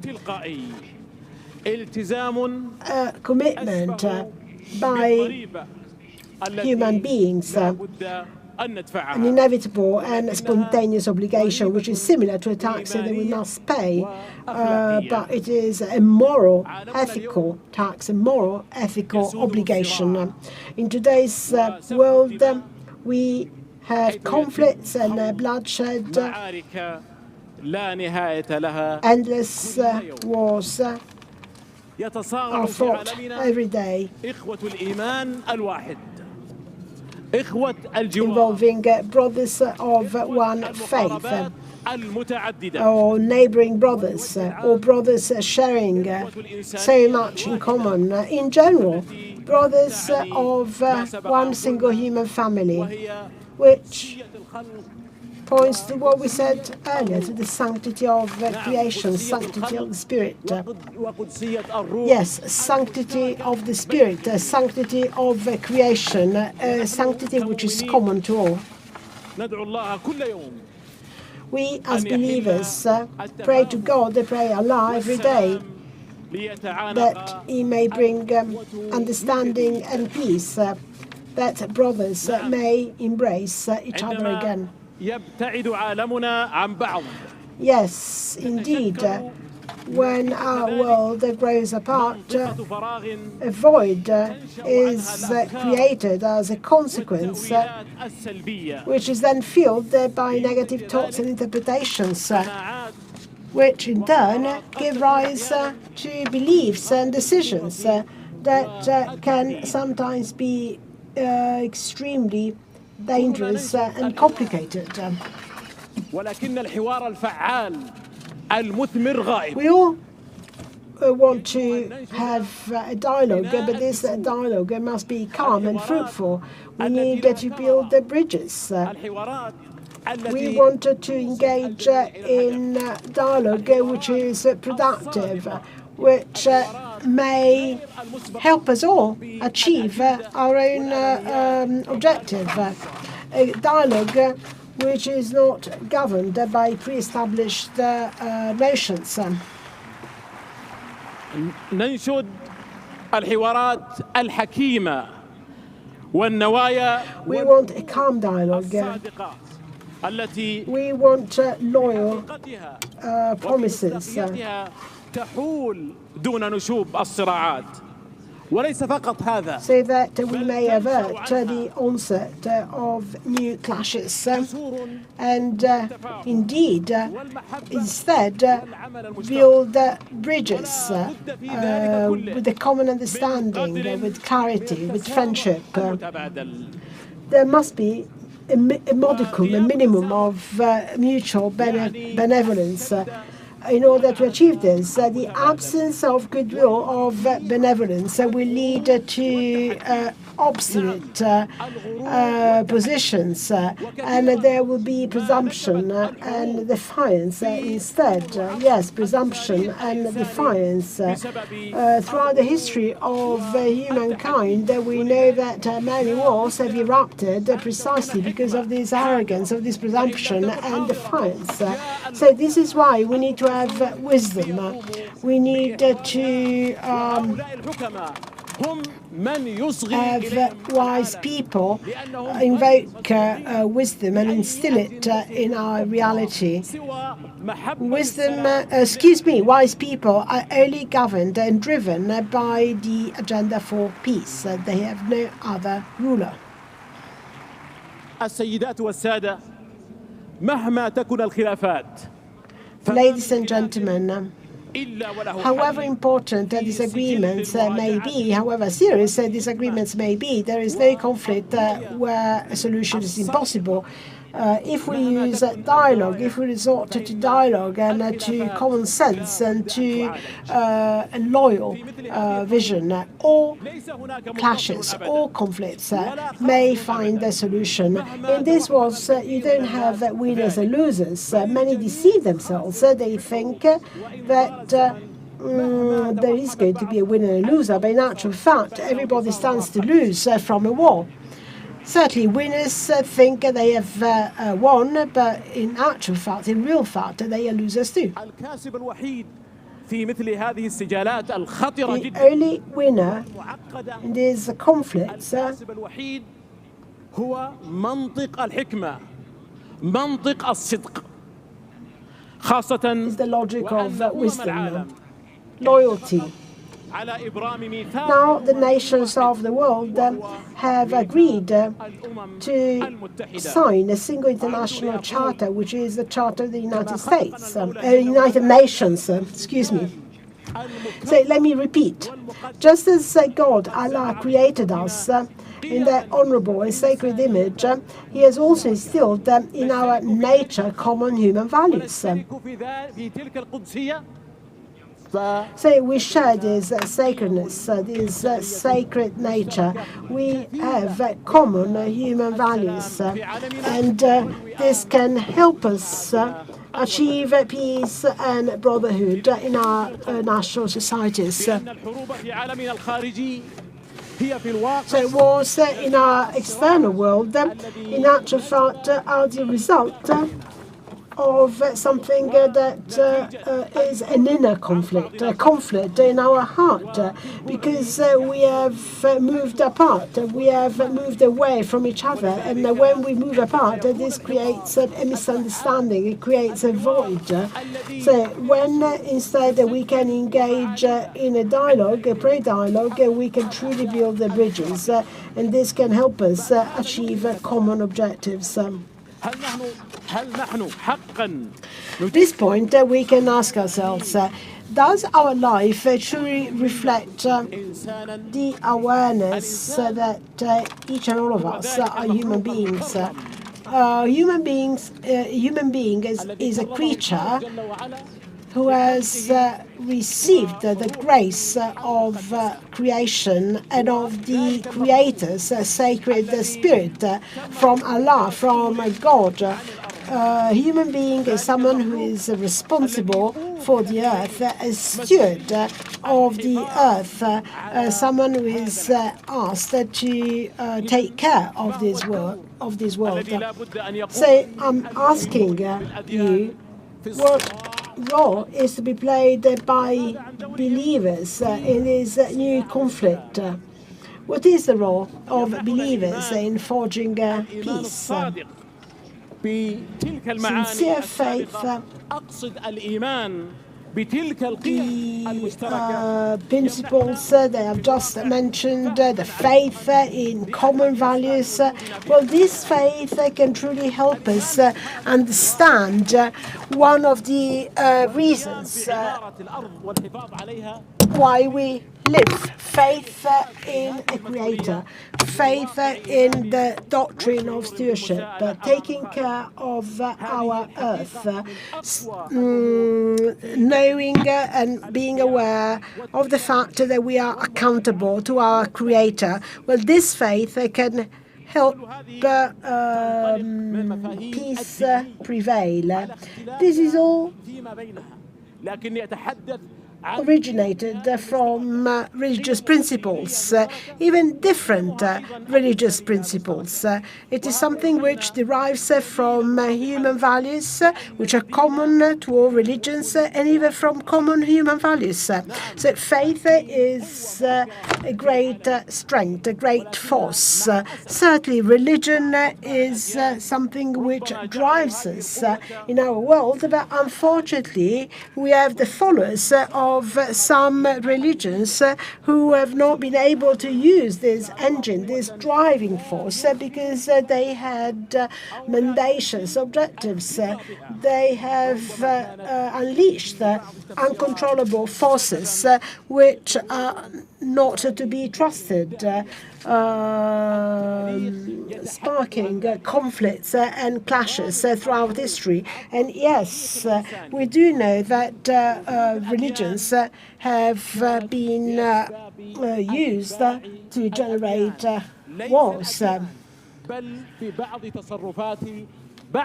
And wars are caused, however, not by religions, but by some followers of religions.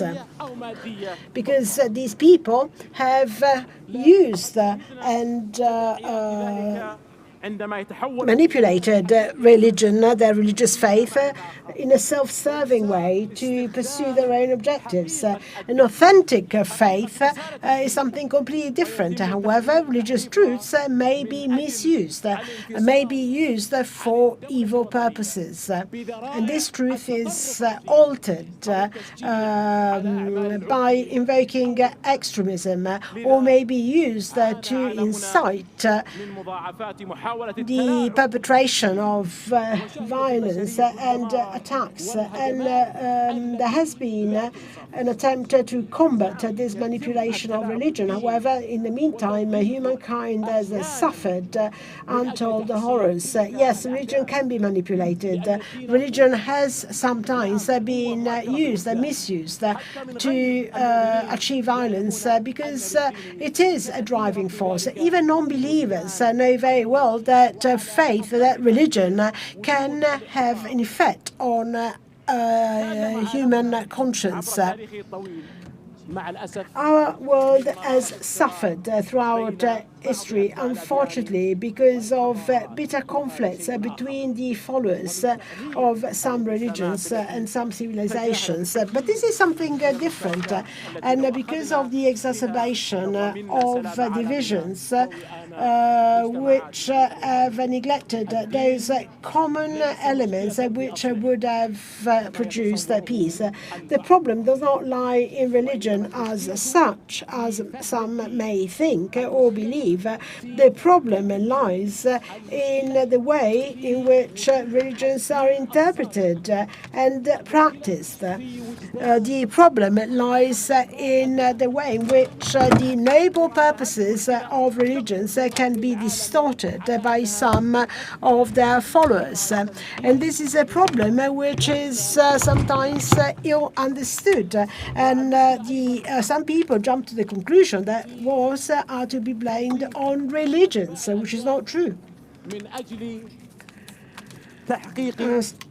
Some followers of religions use their religious faith to serve their own interests and to disseminate dangerous ideas which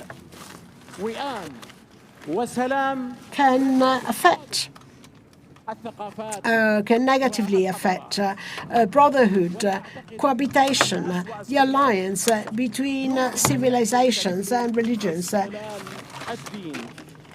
I don't think that there is any exploitation worse than the exploitation of religions.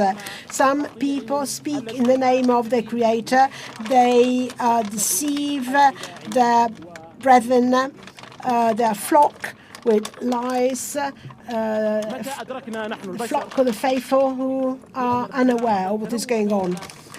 It is time for us to realize very clearly that differences and diversity are part of our life. It is an integral part of our life, and it is the will of God, and God's will is for our good. Contrary to what evil people think and believe, God is the only truthful being, merciful to his creatures. Whoever has this truth must unveil this truth to others. It's a form of kindness. It's a form of love to share this truth with others. In the World Islamic League, we have chosen the Mecca as our seat, because this is a city which gives ample room to the wise, to the intellectuals, to the young of the Islamic world. And we have committed to be respectful to all and to act in the service of humankind, to love all, to be tolerant to all. It doesn't matter which mistakes or wrongs that they may have committed, because we do know that human beings have within themselves a seed of good which must be searched and revitalized through good deeds. We've also committed to raising awareness so that religions can be more enlightened and our faithful may be more enlightened. Because in religions, certain principles may be violated by some of their followers who misuse the religious faith, causing so many problems which have affected, still affect our world.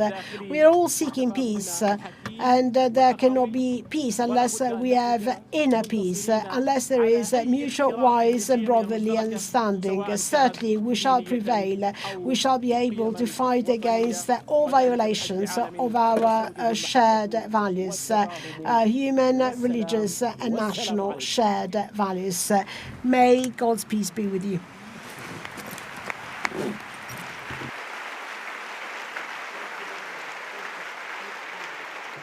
Thank you so much, Sheikh Mohammed. E alla fine di questa inaugurazione del grido di pace, at the end of this inaugural ceremony, I wish to thank the distinguished guests for their contributions, but I wish to thank all of you and the hundreds of people who are online and following this event in smaller rooms in the same building. I want to thank you all because you're such an attentive public, but also committed and thoughtful public when it comes to the issues touched upon tonight. In the coming days, we will have a number of different fora on a variety of topics. We'll be able to deal in depth with a number of challenges that we are facing, and concerning those challenges, we should like to foster a vision of responsibility. Thank you very much for listening, and happy continuation of the work.